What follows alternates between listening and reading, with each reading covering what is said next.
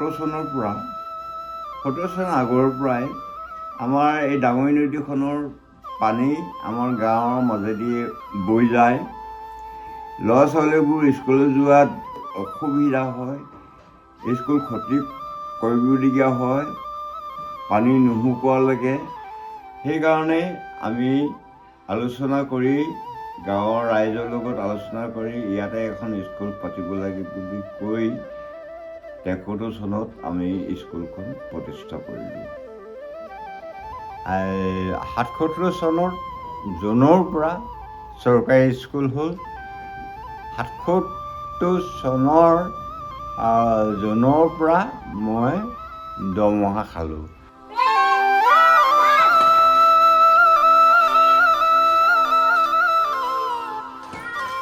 1981 চনত যেতিয়া আমাৰ প্ৰধান শিক্ষক নৰেশ্বৰ মানদেৱে ট্ৰেইনিঙলৈ যায়, সেই দিনকেইটাত অকলশৰীয়া এজন শিক্ষক আছিলে দেখি মোক তেওঁবিলাকে কেইদিনমানৰ কাৰণে স্কুললৈ যাবলৈ ক'লে। 1973 চনতে স্থাপিত হোৱা আমাৰ 1 নম্বৰ হাতীগাঁও প্ৰাথমিক বিদ্যালয়খনে আজি 50টা বৰ্ষ অতিক্ৰম কৰি 2023 বৰ্ষত ভৰি দিলেহি। আগতে আমি যেতিয়া স্কুললৈ আহিছিলোঁ তেতিয়া হাতত বস্তা এখন আনো আৰু চিলত এখন আনো। ইউনিফৰ্ম বুলিবলৈ একো নাই, তেনেকৈয়ে আহোঁ স্কুললৈ। যি পিন্ধি থাকোঁ ঘৰত তেওঁকে পিন্ধি পিনি আমি স্কুললৈ আহোঁ। স্কুলখনো ভগা, আজিকালি গৈ ইমান সুবিধা হ'ল। এতিয়া ল'ৰা ছোৱালীবোৰ ইউনিফৰ্ম দিয়ে, ভাত পানী খাবলৈ দিয়ে। আমাৰ দিনত একো নাই। গাঁৱৰ 2জন ছাৰ আছিলে, নৰেশ্বৰ মৰাণ আছিলে আৰু এফালে সন্ধ্য মৰাণ আছিলে। তেতিয়া আমাক মানে দেউতা ক'লেই যে কাইলৈৰ পৰা ল'ৰাবিলাক নামভৰ্তি কৰিব লাগে বুলি। তেতিয়া আমি লৈ গ'ল আৰু দেউতাই গ'লোঁ, গৈ আমাৰ ককাইদেউ আৰু মই দুজনে আৰু নামভৰ্তি কৰিছোঁ ফাৰ্ষ্ট। গুণোৎসৱত আমাৰ বিদ্যালয়খনে 3বাৰ A+ পাবলৈ সক্ষম হৈছিলে আৰু এবাৰ A। হয়তো কিবা এটা আমাৰ ভুলৰ কাৰণে হয়তো আমি A+ নাপালোঁ। আৰু যি 2021 চনৰ গুণোৎসৱত A+ পোৱা বিদ্যালয়বিলাক আছিলে, সেই বিদ্যালয়বিলাকত অসম চৰকাৰে 25,000 টকা এটা বঁটা প্ৰদান কৰিছিলে আৰু সেই বঁটা আমিও পাবলৈ সক্ষম হৈছিলোঁ। আৰু সেই 25,000 টকাৰে আমি আমাৰ বিদ্যালয়ৰ সন্মুখত এখন পুলৰ নিৰ্মাণ কৰাইছিলোঁ।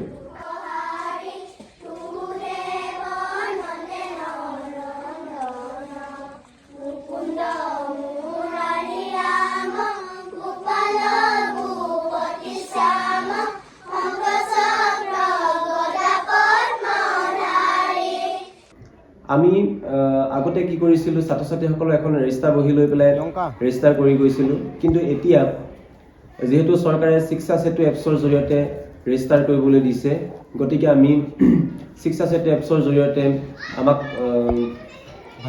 ছাত্ৰ ছাত্ৰীসকলৰ ফটো তুলিবলৈ দিয়া হয়।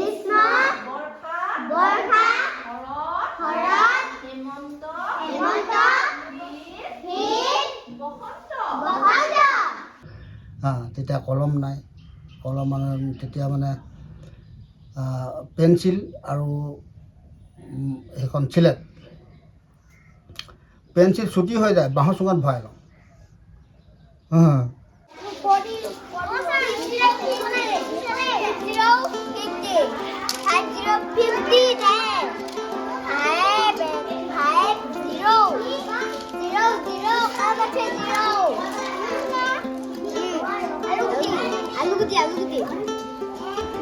শিক্ষাদান কৰিবলৈ যাওঁতে আমি তেওঁলোকৰ পাঠৰ যিবিলাক নিৰ্দিষ্ট অৰ্হতা দিয়া আছে, সেই অৰ্হতাবিলাক আয়ত্ব কৰাবলৈ বৰ্তমান শিক্ষা ব্যৱস্থাৰ যিখিনি আমাক TLM যোগান ধৰিছে, সেই TLMখিনিৰ যোগেদি ছাত্ৰ ছাত্ৰীসকলক আমি পাঠদান কৰিলে আৰু ক্ৰিয়াকলাপসমূহ কৰোৱালে তেওঁলোকে তেওঁলোকৰ অৰ্হতাটো অতি সহজতে আয়ত্ব কৰিবলৈ সক্ষম হয়। আৰু এই ক্ষেত্ৰত আমি য'ত পূৰ্ণাস্তি চেষ্টা কৰিছোঁ তেওঁলোকক যাতে আমি এই অৰ্হতাসমূহ আয়ত্ব কৰাব পাৰোঁ। যিকোনটো হয় নহয়, সেইটো বি নহয়, যি আমাক লাগে। আমাক কি লাগে? যি।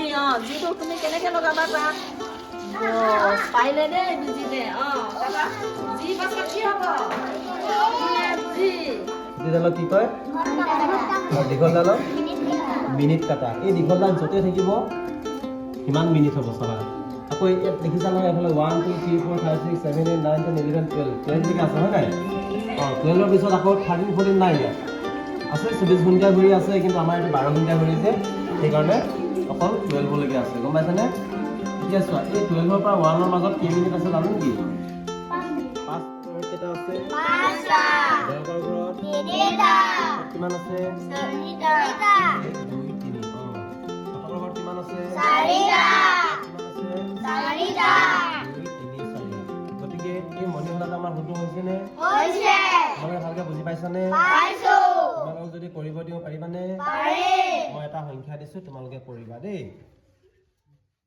আৰু সহবিদ্যায়তনিক দিশত ক'বলৈ গ'লে আমি ছাত্ৰ ছাত্ৰীসকলক বিদ্যালয়ত আমি নাচ গান চিত্ৰাংকন এইবিলাক শিকোৱাৰ উপৰিও আমি কোনোবা এটা সময়ত নাচৰ কাৰণে, কোনোবা এটা সময়ত নাটকৰ কাৰণে, গতিকে এনেকুৱা ধৰণে আমি ওচৰৰ যিবিলাক যোনে যি ক্ষেত্ৰত এক্সপাৰ্ট তেনেকুৱাবিলাক মানুহ মাতি আনি আমাৰ বিদ্যালয়খনৰ ছাত্ৰ ছাত্ৰীসকলৰ সৰ্বাংগীন দিশত উন্নয়নৰ কাৰণে আমি অপ্ৰাণ চেষ্টা চলাই আহিছোঁ।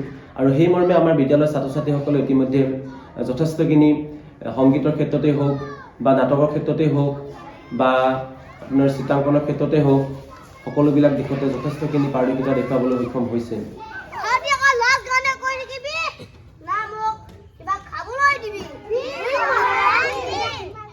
ছাত্ৰ ছাত্ৰীসকলৰ খেল বুলি ক'লে বিশেষকৈ ভিতৰত খেলা খেল কিছুমান আছে আৰু বাহিৰৰ খেল কিছুমান আছে।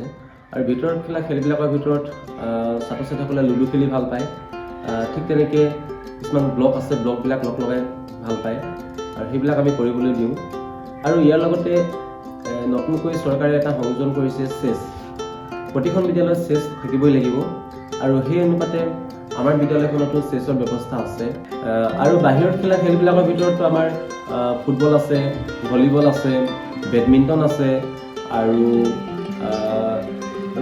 আমাৰ ৰছী টনা ব্যৱস্থাও আছে আৰু কিছুমান মাইণ্ড গেম আছে, যাৰ মানে সেই খেলা ধূলাৰ সামগ্ৰীবিলাকত আমাৰ সেইবিলাক সংযোজিত হৈ আছে।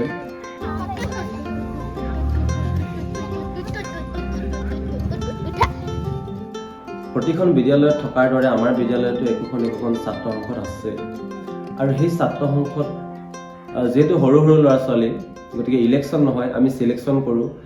যিজন যিটো দিশত বেছি পাৰ্গত বুলি আমি ভবা হয় সেইজন ছাত্ৰ বা ছাত্ৰীকে আমি সেই বিষয়ত, সেই বিভাগত আমি মূল দায়িত্ব প্ৰদান কৰোঁ। আমি এই ছাত্ৰ সংসদৰ জৰিয়তে আচলতে লিডাৰশ্বিপনো কি সেই বস্তুটো আমি বুজাবৰ কাৰণে চেষ্টা কৰোঁ।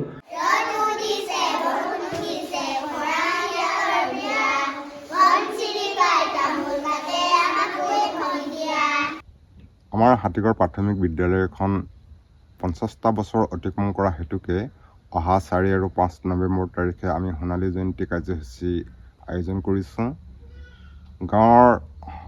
গাঁওবাসী আৰু ওচৰ চুবুৰীয়া গাঁৱৰ ৰাইজে এই সোণালী জয়ন্তী বৰ্ষ উদযাপন কৰিবৰ কাৰণে অফুৰন্ত সহায় সহযোগিতা আগবঢ়াইছে।